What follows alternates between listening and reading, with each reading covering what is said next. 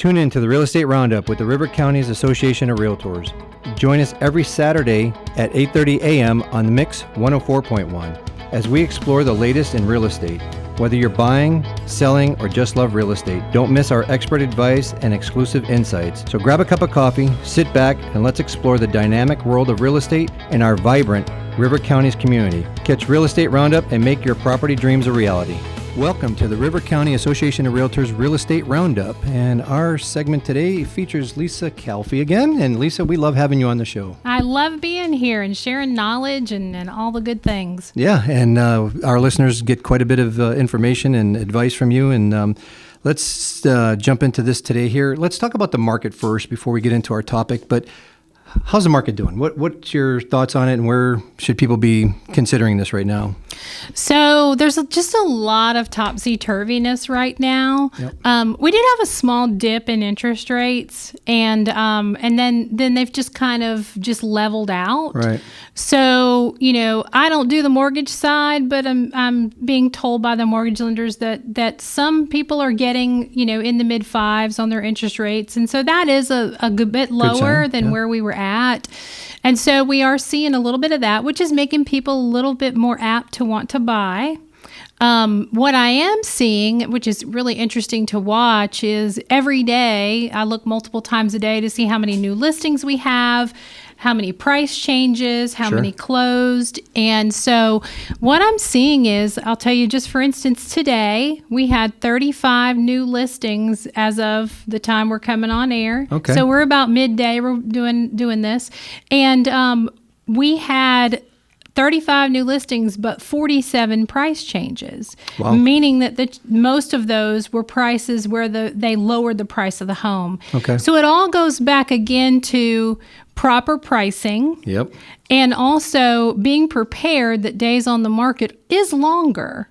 It's longer than it has been since 2018. And so we're getting back around to a more normalized market where it's pretty even Steven with buyers, sellers, which side is actually the one that it's leaning more towards. And so sellers just have to be prepared that this is not the kind of market where you're going to put your house on the market and it's going to be gone the first day. Now, you may have the most desirable property out there that's unique that, no one was prepared for, and they say, oh my goodness, we got to jump on it. And it may go the first day. But the reason we're seeing those price changes is we've got to get sellers' way of thinking in line with what the market's doing. Right. And we, as an agent, I walk in and I give you the price that I believe we could get potentially for the property based on what's sold nearby. And we have to go with that number. And it's not wise in this market to go, well, can we go a little higher and then negotiate down? Sure. Because all that does is add days that you're going to sit on the market and the time you got to keep your house clean and ready for showings and all the things. Dishes that come out of the along. sink. That's right. And teach your kids to put the toys away and not leave their underwear on the floor.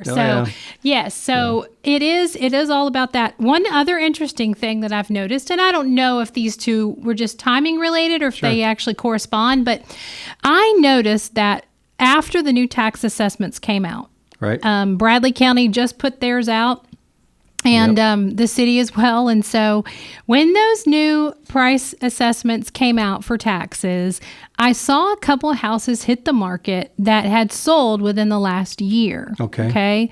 And they upped the price that they paid for it without doing any updates to, kind of support that. Sure. They upped it tremendously. Like I saw one that sold in January, they upped the price $100,000. Oh, okay. And I scratched my head and said, I showed that house and they didn't do anything to it. And so I wonder if we've had some sellers get excited with that tax appraisal and think, ooh, I can get that for my house. Now, unfortunately, that's what you're taxed on. And it doesn't necessarily have anything to do with what its fair market value is, because we can't go by that tax appraisal.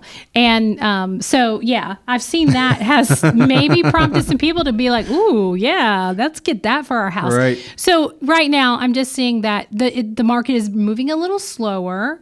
People are taking their time to make decisions, and whether they're selling or buying, they're taking their time to make decisions. And again, we're not headed towards a crash. Right. No. That's not in our future. Yeah. I don't have a crystal ball, but the signs aren't there. Yep. But what we are seeing is a more stabilized market to where we're not having this up and down constantly. Right. And so that just tells you that you're going to be able to, get a fair price for your home, and you're going to go out and have more to choose from when you're a buyer. So. Well, and stabilized is a normal market anyways, and what we've all lived through in the last number of years is not rational. It's not normal, because you get this up, down, and it's basically that time for correction, which is okay, because that's going to give us more sustainability over the longer haul than this, like you just said, it goes high, goes low, and we can't figure it out. So it's okay that your house takes 60 days to sell instead of 6 minutes to sell. And here's okay. the thing. The most uncommon thing we generally see is we don't normally see new construction adjusting their price down. Right. I'm seeing some pretty big movements on new construction pricing, and builders don't necessarily like to do that, but I'm seeing that happen. And so just know that if you're a seller and you have to make a price adjustment and lower the price, you're not alone. Like it's just happening, and it's just where we're at. And that, which also means you're going to have to negotiate too when the buyer comes to the table. Correct. And don't get offended. Right. Because they just want a good deal, just like you want a good deal on the other side, and so we can't let it get offensive to us. We just have to know that everybody wants to get a good deal. It's like going to the store with a coupon. You got it. And I've always said that to my sellers: I don't care if somebody offers you $1, we have somebody to talk to. The showings don't give you somebody to talk to. They go in your house, they leave, they never come back. So be offended at that they didn't write an offer. But the person that writes the offer, embrace it. Let's figure it out. That's right, because that person liked your house enough to put it on paper and present it to you. And maybe they just want to test the waters. Yeah. Maybe they can go to full price, but they just were like, meh, I like to get a good deal. I'm going to offer you $50,000 less. And that's okay. Right.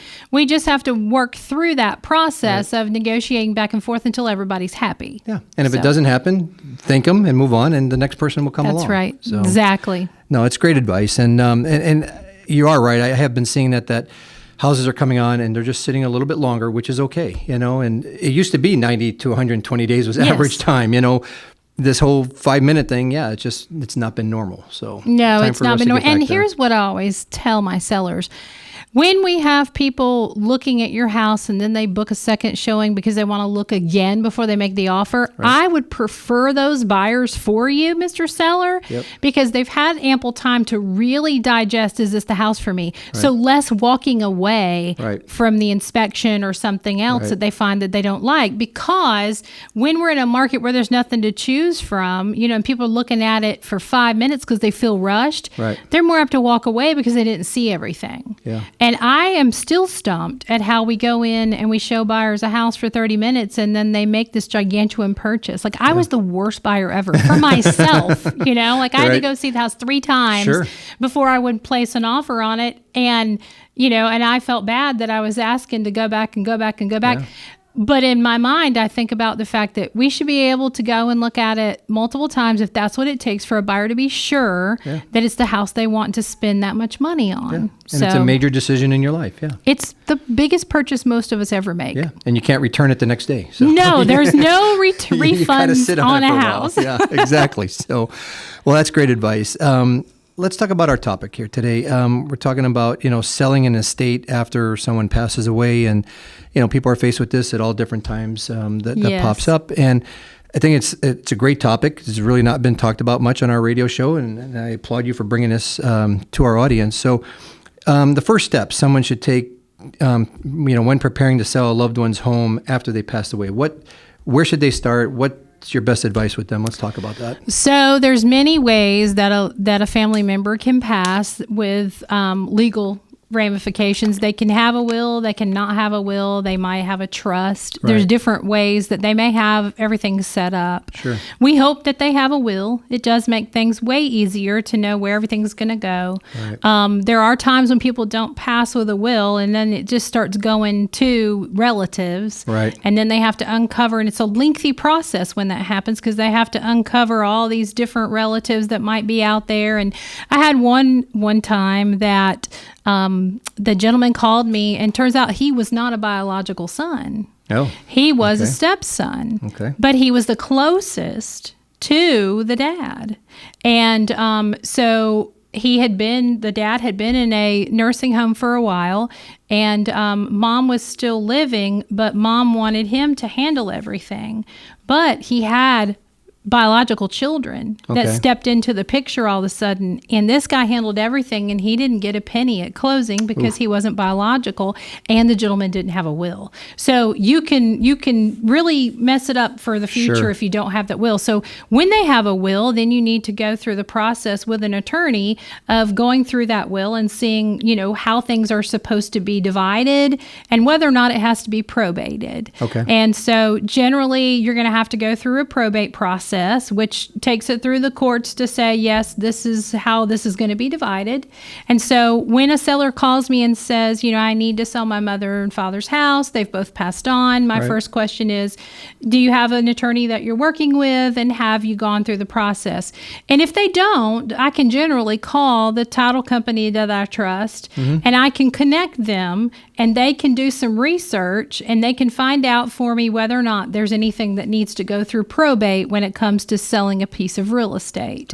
And they can help start that process and talk that person through what the next steps are going to be.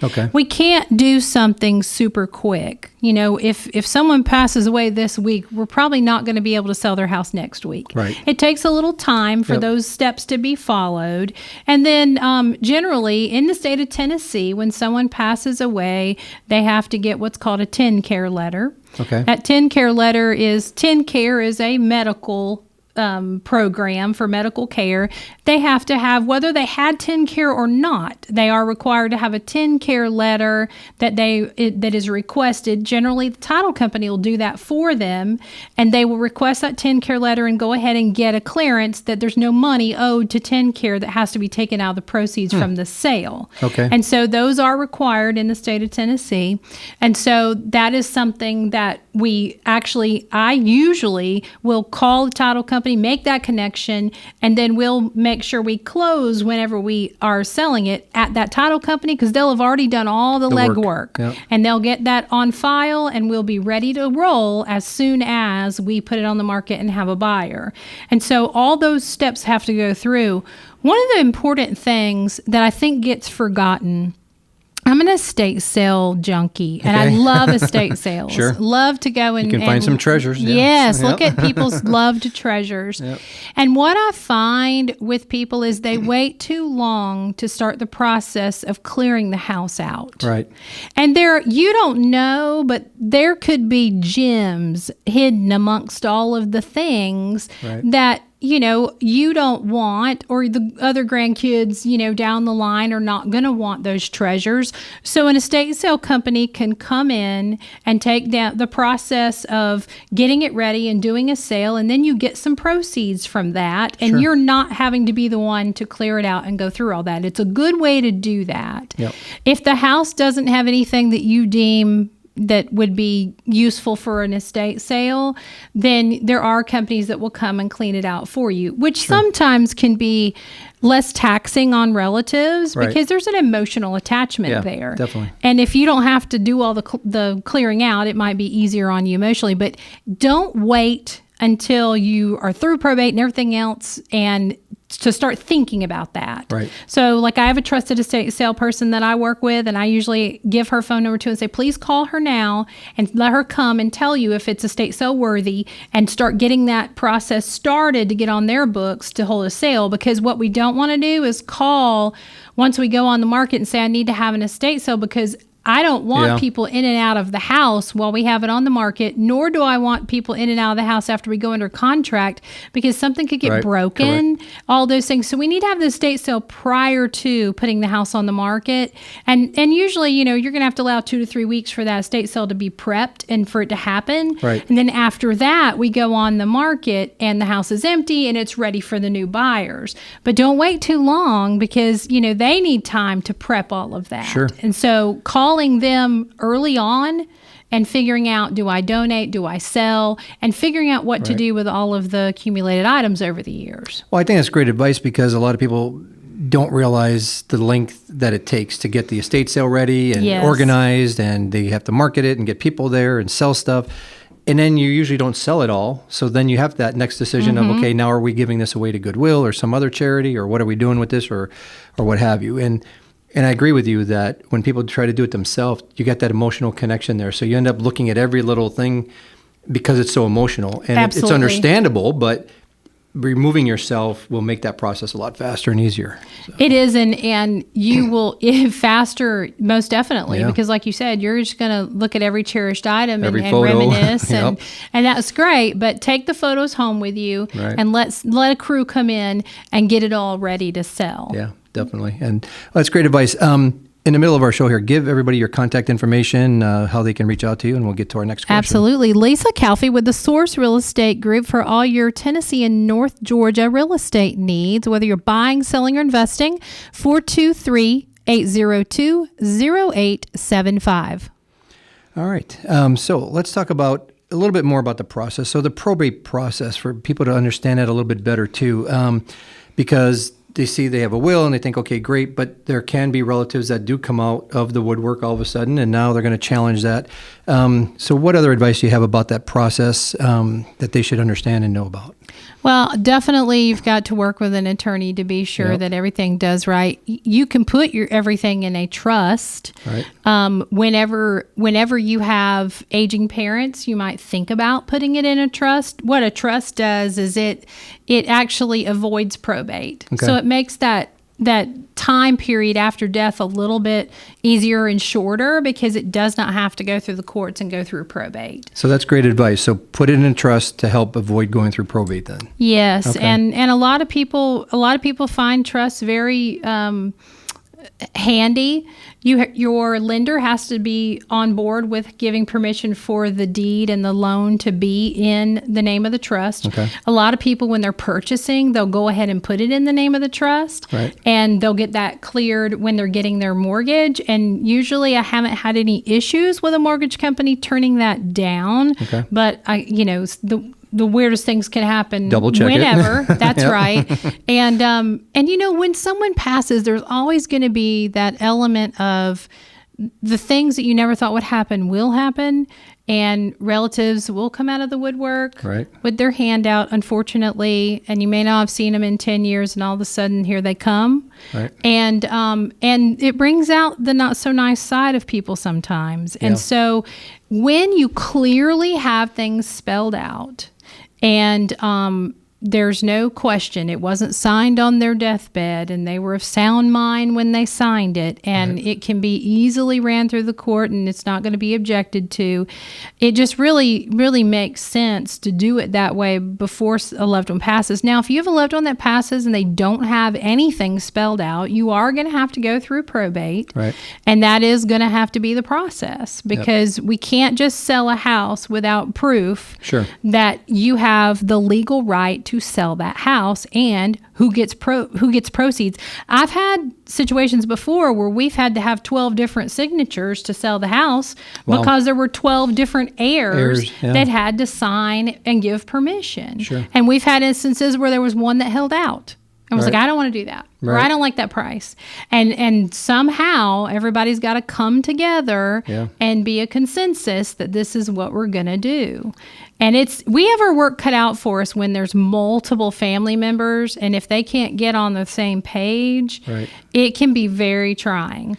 But most of the time we deal with just the executor, you know, like I have a trust and I have 3 children, and I sat down with my attorney and said, how do I figure out who's going to be the executor? And, I said, I've got 3 kids. I don't want to just pick one over the other one. And her advice was great. She said, when it comes to an executor, you want the person that you think is going to make fair and rational decisions and just be clear-minded about it. And then on the other hand, who's going to be your medical proxy? I said, she said, pick the one that's going to be the one that will answer the phone when needed. And I said, okay, well, that's clear. I can do that. Okay. I had a different one in mind. And when she said that, I was like, oh, well, with his job, he can't do that. So now I know who that would be. Right. And so your attorney can help you with that process, talk you through all of that. And we have some great attorneys in town that do elder law.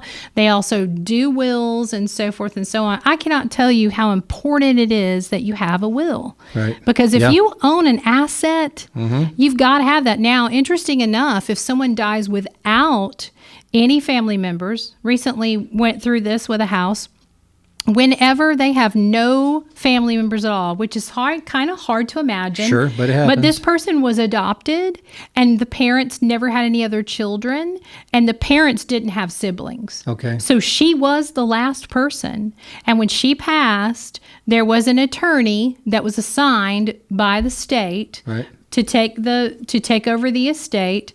An estate sale was held, and then the house was sold. All the money went to any bills that needed to be paid out of the estate, and then the rest of the money, if she did not have something in a will stated that it goes to this charity or that charity or something like that, it goes into a state fund. Wow. And I thought that was interesting. I didn't realize that's where something goes, but sometimes people do pass with no heirs at all. Yep. And then an attorney steps in and is the executor for that estate. Yeah, it's stuff you don't think about, and it can happen. And I've even seen ones where one of the siblings was disinherited by the parents, and they didn't realize that, but it's in the will, it's in the trust, and then they're coming to make a claim, and it's like you have no claim because they already basically disowned you, which is sad, but it does happen too. It does. Yeah. And, what you said too, as far as getting everybody on the same page, it can be challenging, because it's emotional, and it is how the relationship was with the parents and the person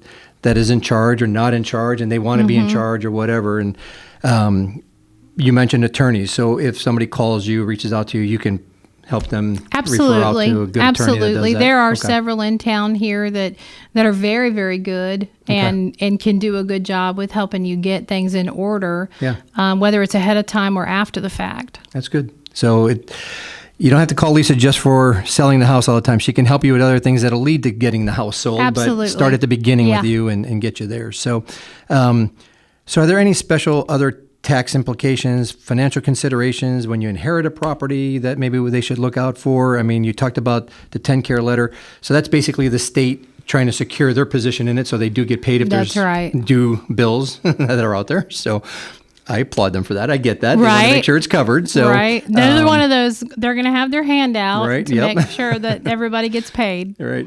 Is there anything else that anybody should look out for as financial implications? I always recommend, if you're selling something, that you talk to your accountant and find out, what those tax implications may be for your inheritance.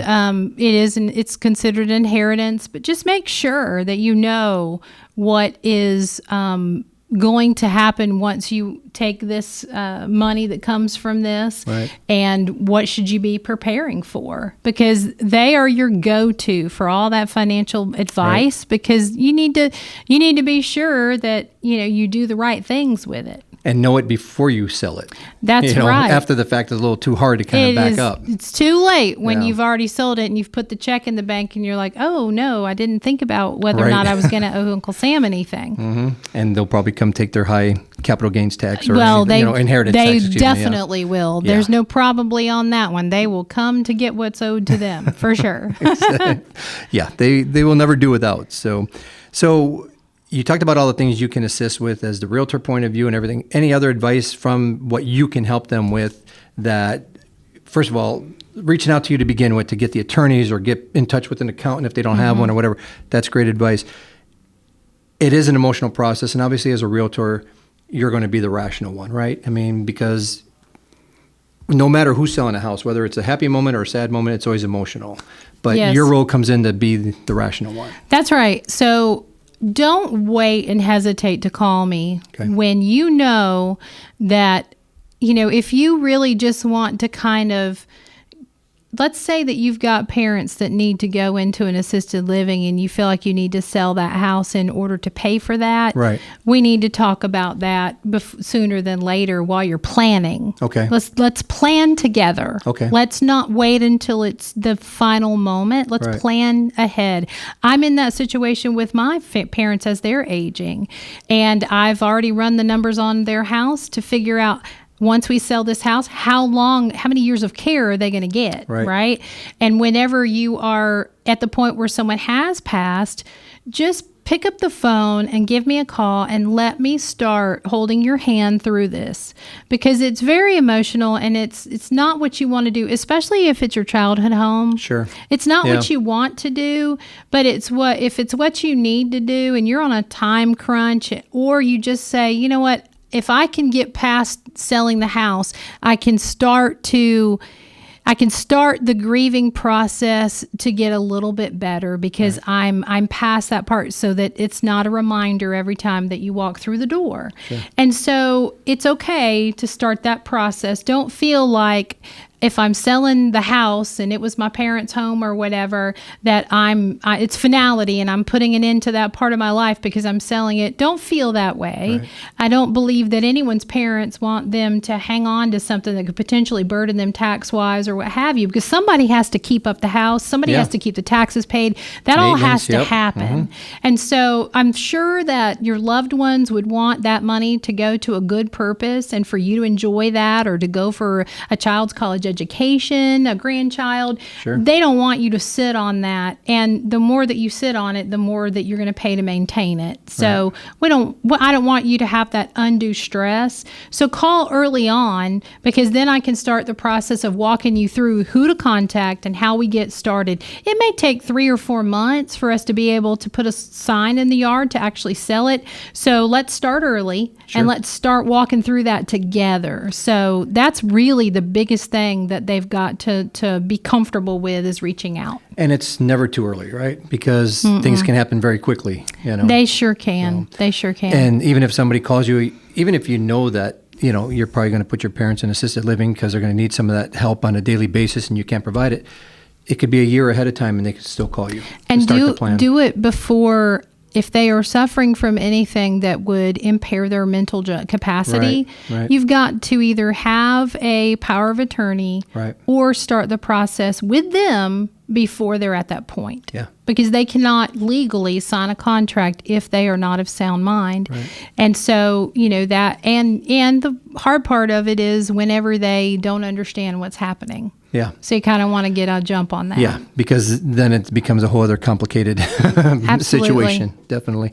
Last minute here, we got any other tips of advice you want to give? I want you to give your contact information again to everybody, and I'll let you have at it. Yeah, absolutely. So give me a call for all of your needs, but, let's just get ahead of things that could be a burden for you later. So if you have aging parents and you're really just thinking, I don't have a clue how we're going to pay for their next level of care, I always tell people, someone said something to me very smart one day, and they said, the only purpose that people really have life insurance is to give their children something. Right. And so that's all well and good, and pay for a funeral, but I'm sure that you would feel way more comfortable with their asset paying for their care than you walking away with those funds at the closing table. Definitely. So if you need to do that, let's jump on that and let's get them the best care possible with the money that they can walk away with from the sale of their house.